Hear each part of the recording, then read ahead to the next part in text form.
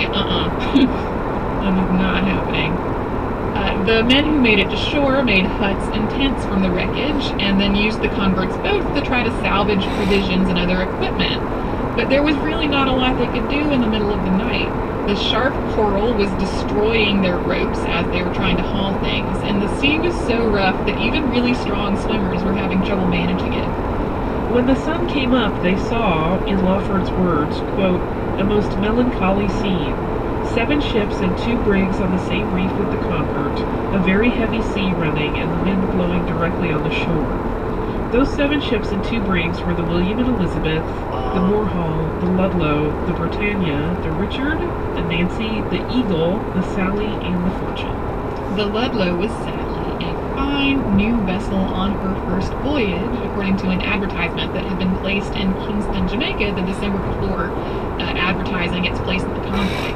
And the Moorhall, so sadly, was full of, quote, flour, ham, cheese, and potatoes for sale, although most of the perishables were lost after the wreck. I feel like we should have a moment of silence for all the ham and cheese. All the ham and cheese, well, and the potatoes. Yeah. It's all lost. There was a lot of casserole that was lost at sea. Not to belittle those. Yeah. Even with the benefit of daylight, the conditions on the water weren't much better than they had been during the night before. Rough swells and the constant wind meant that even though visibility was better, the 48 undamaged ships in the convoy still couldn't approach to offer any help.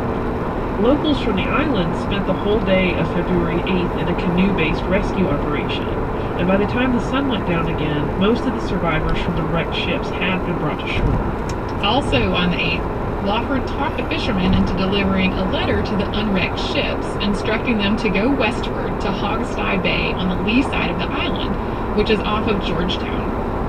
The water would be calm there, and they could all basically just wait at anchor for a new escort. 9 of the ships did this, and the rest were unescorted. On the 9th, Lawford set off from Gun Bluff on the east end of Grand Cayman, where they were camped, to Georgetown, planning to send word to the Admiralty and make arrangements for the convoy while he was there. This was basically the opposite end of the island. He arrived on the 11th and posted his various letters.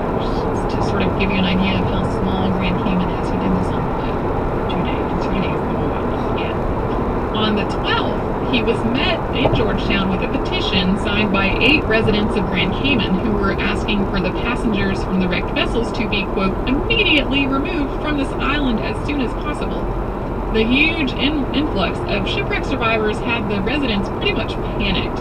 There were only about 900 people living on the island at this point, and shipwreck survivors had increased the island's population by more than half. So, at least 400 people now. Feeling a little crowded. On top of all that, in the words of the petitioners, it was, quote, morally impossible for the inhabitants to support themselves. This was because of a huge hurricane that had struck the islands the past October. So it was sort of like, we're in dire straits already, and you guys have just made our population half again as big. We cannot manage this. In response to this petition, Lawford divvied the survivors up. He sent them to the ships at Hogstye Bay and wrote letters to their captains, repeating this, quote, morally impossible language. He begged the captains to remove their ships immediately, and he also wrote introductory letters to the governor of Havana requesting aid for any of the ships that should make their way there en route back to England. Having handled all this correspondence and arrangements, Lawford then went back to the camp on Gun Bluff, and there he and about 20 of his men carried out a salvage operation for the next 6 weeks.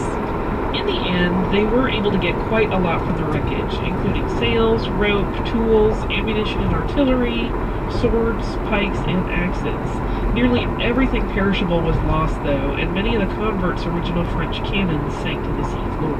Only 5 men from the convert were killed in the wreck, along with 3 people on other ships, one of whom was the master of the Britannia.